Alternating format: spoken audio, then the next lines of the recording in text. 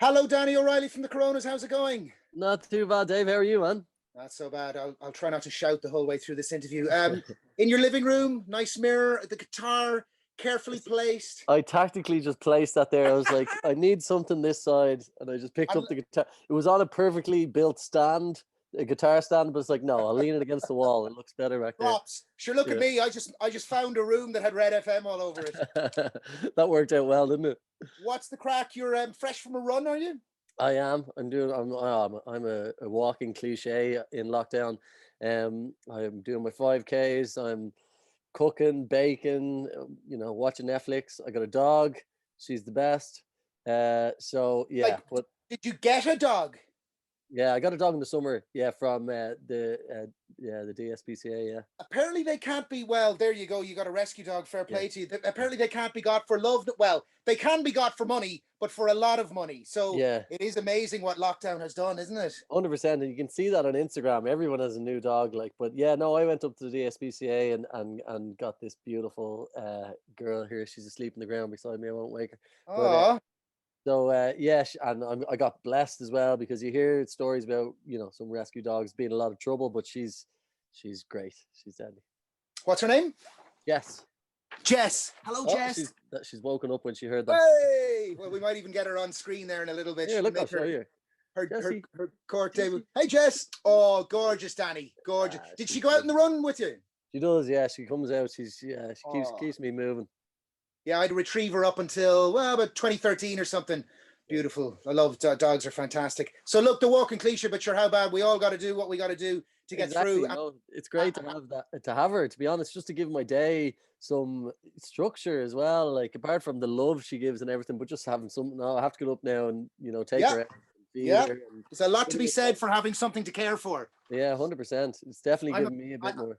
I'm a plants man now There you these go. days. Isn't it Yeah, amazing? well, I have Like, one of them over there as well. There's a plant over there as well. but isn't it amazing the things that end up happening as you go through your life that you'd be like years ago, you'd be like, no chance, man. No. 100%, 100%. And we were always very busy, but the last couple of years I've been thinking about it, and this year was perfect to get a dog Yes. and have that Yes. responsibility. So it's So all look, good. no doubt, like me, you're looking forward to, and there seems to be, positivity and a sign of us all moving out of this, which is great, and we're all looking forward to it. And I think what'll be interesting is to see what we end up incorporating into the future world that we've all learned from this world.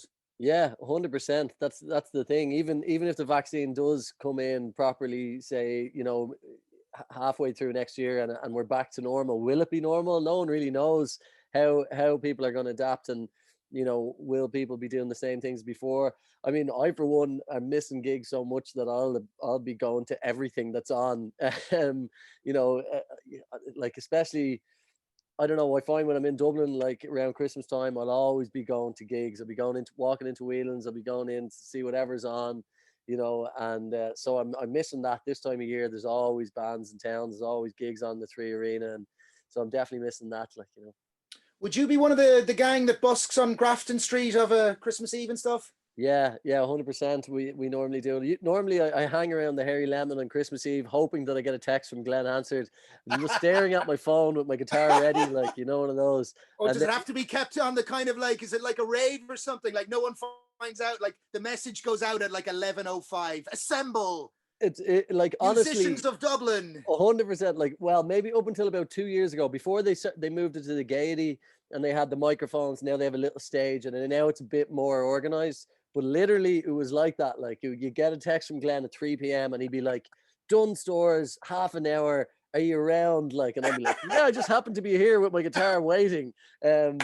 So yeah, so the first couple of years was like that. It was really sort of, and it might be moved. Go, no, there's already a crowd there. We're going to go somewhere else, like, and that type of thing. So that was great fun. But now in the last couple of years, they've put it inside, just outside the Gaiety there, and so we can sort of chill out inside and then go out and do a few songs. So it works really well. But unfortunately, yeah, it's not happening this year. But I have heard, and maybe this is, I shouldn't be saying, that there is going to be a special on the Late Late Show with all the buskers that I've been invited to do. Oh, So fingers crossed that happens. I'm not sure what Friday that's going to be. Obviously, it's going to be sometime in December, but I'd say I think it's around the 18th, 19th. That's what they've penciled in for. I probably shouldn't have said anything. I've given away a big secret there, but anyway. Well, in fairness to the Late Late, they've been promoting some really good Irish music of late, which is great to see. Malachy on last weekend Yeah, and the Irish Women in Harmony with their yeah. Christmas song. I was just going to say, though, that rarely in Cork would we ever claim any jealousy around anything that happens in Dublin or connected to Dublin. But that busking thing on kind of Grafton Street, and that's one where you're kind of going, that. It actually gave me the idea that maybe we in Red years ago should have tried to organise a similar sort of thing with Cork musicians in on Patrick Street, maybe for 2021. 100% you should, because that's the thing. It ends up being only the Dublin musicians doing it because everyone goes home for Christmas. So like I remember, I think even Glenn asked me to ask Hosier a couple of years ago. Now Andrew did come down last year, but a couple of years ago I asked him, he was like, I'm back in Limerick, man, it's Christmas Eve, like leave me, or sorry, in Wicklow where he's from. Yeah. As I'm back home in Wicklow, like I'm not coming back into town, it's Christmas Eve, like, you know. And like that, every musician, like there was someone else who was like, I can't even remember. Someone was back wherever they're from. Was like, I'd love to do it, but like I'm home. Like, you know, it might have even been Dermot Kennedy. I think he was back in Kildare or wherever he's from, and so yeah. But like the amount of musicians in Cork, you'd have an amazing one. Like you'd be laughing. Next year we've got the ideas already. Do What you do Christmas song? You need a musician to lead it, like someone like Glenn. Like Glenn has said to me a couple of times, "Oh yeah, would you do it? You know, take it on like from me and start organizing it." I'm like, "No way, man, no way. I'll go if you ask me, but I'm not the organizer." Like, you know. Yeah. And is it a group Christmas songs and maybe Heyday and the like, Yeah. or? Yeah, it can be different every year. He tries to, depending on who's around, he tries to let everyone do a song. Then there's collaborations, and you know, it can be different. Like, so yeah, like sometimes I've done a song with him, or you know, Imelda May might be there and do a couple of songs, and he might have a little house band that's literally just real simple, just a little drum and a bass amp, and it's all very DIY, like, but it's cool. Like, it's a really nice vibe. And you know, a lot of the crowd are just there just on the off chance that Bono might show up, like, you know, and they're all just there with the phones out, like, you know. But but you know, it's taken on, it's become a special thing now, and I will miss it this Christmas Eve for sure. Last saw you middle of the year, I suppose, in the little bubble of where we could move out and about and things were a little bit easier, and you were out round with the ice cream truck around the country. It worked. True Love Waits hit #1. Congratulations. Yay, it paid off. Thank you. Thanks for all your support. It made all the difference, you know. Like, it was close, and we only got the number Fontaine's one. DC, wasn't it? Yeah, 112 copies. But it was funny when it happened. I remember saying, I texted my friend in Warner who works with Fontaine's, and I said, listen, the Fontaine's DC will win bigger bottles than this. And it turns out they did. They got nominated for a Grammy this week, which is amazing for them. So I don't think, I think they won't be too bothered that we got the #1 that week. They've won bigger prizes. Would you have swapped given the option? I'm going to say no, but yeah, of course I would. A Grammy? Are you joking me? But yeah, listen. But clarify that for me, because you know sometimes there's these long lists for things, and people go, "Oh, you know, I'm not," and you're like, "Well, you know, like, so what are they in the top 15? Is it the final 5? They are officially nominated for a Grammy for best rock album, like with the Strokes and like 4 other bands. Like, you know, it's like it's proper. Oh. Yeah, so it's a real game changer for them. I'm delighted. Like, we met them before at a festival last summer. Like that, I think that was one thing when we released the album the same week. There was some article in the Indo, I think, that was like, oh, it's like Blur versus Oasis with Coronas versus Fontaine's DC, which is hilarious because the genres of music are so different that there is no comparison. Like, you know, it was just like I wouldn't say there's 10 people in Ireland that bought both albums. To put it that way, do you know, the sort of way like, we're so different musically, like, you know. But definitely, you know, it was fun. And even like a friends of mine, it's like an old school chart race and stuff. Yeah, you know? Blur Oasis. Yeah, but like at the end of the day, in #1, it's one of those things that you put in your bio. It's nice to have, but the most important thing was what we got the album out there, we got it promoted, and the reaction from it has been amazing, you know. And so that was why I think the ice cream truck and doing all that stuff was actually important, because it mustered up the promo that we felt the album deserved, like, you know. And we wanted to release the album regardless of coronavirus and COVID and everything, that all the restrictions and all that. So we wanted to give it a good go. Like, usually you promote it by touring it, and we haven't got to do that yet. So we wanted to give it a good sort of like release into the world, and that helped that, you know. Yeah, no, well, good job. It was 30th of July, Thursday, 30th of July. It was Red Talks Records in the Vinyl Lounge of Golden Discs on Patrick Street, the eve of the August Bank Holiday weekend. Did the sun shine? Whatever, it was the August Bank Holiday It weekend. was nice. It Um, was nice. Yeah, I we're still going to have the replay. records that I took home over there in my record player. Oh, real. We're going to replay bits of that across the show next week on Dave Max Drive and do some Corona's vinyl and tea giveaways and the like. And we'll be playing the current song LA at Night. Cool. I kind of want to ask you about the LA at Night. So, like, where's a song like that come from? It's kind of, there's a sort of a deep emotional sort of vibe to it. Would you call that a ballad? Where does a song like that come from? Is it late at night and you're on the piano? Are you feeling a bit blue, or is it almost, I don't know, what is it? Darkness into light? Yeah, there's a bit of that. There's a bit of that. There's a bit of like, yeah, it's been tough, but there's a positive angle to it. And we had been on a really tiring 6 week tour of America, and this was late 2018, and we ended up in LA, and like, we were all due to fly home, and I had been going through a tough time as well, and the tour had taken it out of me. And oftentimes after a long tour, you can feel a bit just sort of low, like, because every night you've got the adrenaline pumping and you're playing, and then you tend to have a few drinks as well. It's not the being on tour can be unhealthy just for not eating right and not exercising the right ways and sleeping and traveling and all that. So I tend to be a bit low after. And a friend of mine in LA said to me, why don't you just stay on for a couple of days and not go back and face real life back in Ireland for a few days. And I stayed with a friend of mine, and it was just a really sort of therapeutic few days for me, and it sort of reset my clock, and I sort of wrote that song. And it was just, sometimes like a spur of the moment decision, go, all right, I'm going to change my flight, then I'll do it. And like, you just send a text to my mom going, I'm not going to be home tomorrow, I'm staying for a week. Like, and it was one of those things that I was like, oh, I can't believe I've done that. I'm staying on the floor in someone's house, and like, all right. But it was just really needed for me, and it sort of cleared my head. And when I got home from LA, then I went to Dingle and wrote the song. Then it's in a late rainy January in Dingle, and wrote the song, and that was it. And it was one of those songs that was sort of simple. And fair play to the Noxie and Connor. They know when, all right, listen, we don't need to overproduce that. That's a lovely ballad that sounds good with you and and the piano, and we'll just put some nice sounds and sonically just change it up a little bit and not get in the way of the song.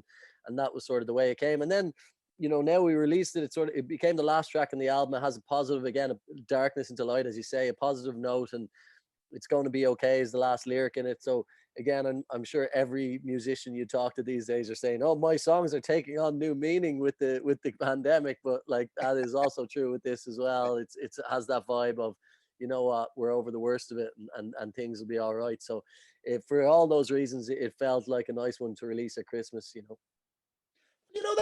That's, I think, probably what people do with music. I mean, we all are going through things at points in our life, and we listen to something and you feel like it chimes with where you're at. And of course, the person who wrote it wasn't chiming it for where you're at right now. But that's why music is good. We all sort of have an individual response to it. Exactly. That's a nice story, and I can imagine there's blues after a tour. I mean, the highs and the ups and the downs, and you're in here, there, everywhere, and then it ends. Yeah. And it probably is hard to go, like, it probably does take a bit of prep. So did it postpone the blues? Did you manage to avoid them by that week? Yeah, I think so. And is Dingle a place you go then as a bit of a bolt hole to get away from it after? Yeah, always. I was actually down there for most of this lockdown as well as the first. I've just got back to Dublin this week, but yeah, it is that place where I go to sort of reset for sure, and always after a tour, because I tend not to write too much on the road as well when we're touring. Oh, it seems like such a long time ago we were touring. I miss it so much, and I'm just getting thinking about it now. But yeah, I tend not to write when I'm on the road. It's just I'm too busy playing. Like, you're playing every night, and the last thing you want to do in an afternoon or a day off is pick up the guitar again. Like, sometimes in sound check we might mess around, just sort of riffing, but like, I won't ever really sit down and write songs. Like, but I always then feel like there's stuff under the surface brewing, so I always try after a tour to go down to Dingle and have that low by myself, sort of where I can use it and sort of use songwriting as my therapy, which it always is, like, and that helps me get out of it. So and as I say, there's always I can always sort of feel it under the surface as well, often because I think when we write songs, even the new album, we're always writing to improve our set, like improve our live set. We consider ourselves a live band first and foremost. and the albums are just to keep it going and improve our set. Like, so like we have moments in the album where I'm like, oh, that's going to be so good live, that's going to be great live, I can't wait to play that live. And so I think when you come back from being on tour, it's the best time to write, because you've just been in front of people every night and you see what works and you see what's going down well, and you can see how the people, they were reacting to that, you know. And I found that almost like without realizing, that sort of guides me to, you know, write the next batch of songs or whatever it may be. It's because I've been playing every night in front of people, and then when I go and lock myself away, I sort of feel like what will work, you know. And I don't know, I don't overthink it, but that just tends to be the way, I think, you know. Yeah, maybe you kind of be like, you know what, I wish we had a few more of those songs that do that in the set. So how do we, let's get a few more of those. 100%. And like, and that's happened before. I remember even with Closer to You, for example, our third album, we didn't have any ballads on it, because I think we had too many ballads in the first two albums, and we had been touring the first two albums, and there was a good few slow songs, and Close to You doesn't really have any ballads. Like it maybe one or two towards the end, but like not songs that we really added into the set. They didn't really. And then The Long Way had a few then, because then we were just touring Closer to You, and all it had was Addicted to Progress and Mark My Words and all the fast songs. And then we felt like we needed a couple of slow songs, and so the Long Way album came after that, and it had a couple of slow songs on. So I do think it's sort of, you're always trying to improve the set, and it's like, well, we need a song like that maybe, you know. And even, as I say, sometimes it's without thinking about it, you know. Danny, a pleasure having your company again. Let's wrap up with a live set to no audience, presumably, but to be streamed, and people are invited to contribute money, or is it a charity thing? Yeah, well, we decided to do it. We know it's been a tough year for everyone financially, so it's pay whatever you want, pay whatever you can afford. Like, you know, if you wanted to, I think the very minimum for the booking fee and the ticketing costs or whatever is €2. But if that's all you can afford, just pay that. That's fine. Come join us. But if you want to give some more, that would be amazing as well. You know, this is our only stream of the year. We haven't done any else. Even when the album came out, I did one solo stream in the first lockdown for charity. And we've sort of avoided doing them, because we said, if we're going to do them, let's do something right. There's so many people doing streams at the moment, and we didn't want to just set up, you know, and put one camera there and just do a gig. Like, we've really put a lot into this production wise, and we were lucky enough to get a grant off the Department of Culture to help with the costs.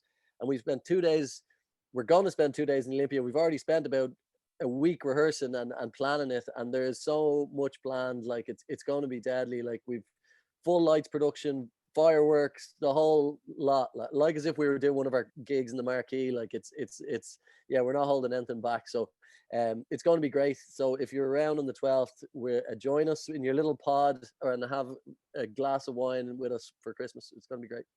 Saturday 12th of December, 8 p.m. Nowhere we'd rather stream. Hey, I see what you did there. Not us. Live from the Olympia, Corona's special Christmas show. It sounds great. Let's not forget as well that what it allows you guys to do is employ cast and crew who have been hurting through this whole time as well. So listen, it sounds great. I wish you and the lads a very happy Christmas. Thanks for being with us on Red FM over the course of the year, and we look forward to chatting to you in 2021.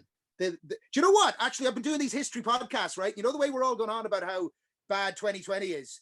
Let me tell you, 1920 was quite a year in Cork. So I'm pretty sure that 100 years ago they were itching for the end of the year as well. Absolutely. So, and it's funny with the football as well. Did you see the semi-finals? That was the exact same 100 years later. Yeah. There's some weird you know, correlations between that 100 year centenary thing. And they were going through the third wave of the Spanish flu pandemic back then, which is mad that we can now relate to that in a different way. Yeah. But anyway, this isn't the only year there's been on the planet where people have been sort of waiting for it to end and hoping that the next year will be a better one. And I think this is one year where we can say it will be. So listen, much success. Thank you so much. Saturday, 12th of December, 8 p.m. live from the Olympia. The coronas.net will get all the info on how people can join you on that. And fantastic. Thank you, Danny. Thank you very much, Dave. Cheers. Appreciate it. Good to see you, man. Go on. Bye-bye.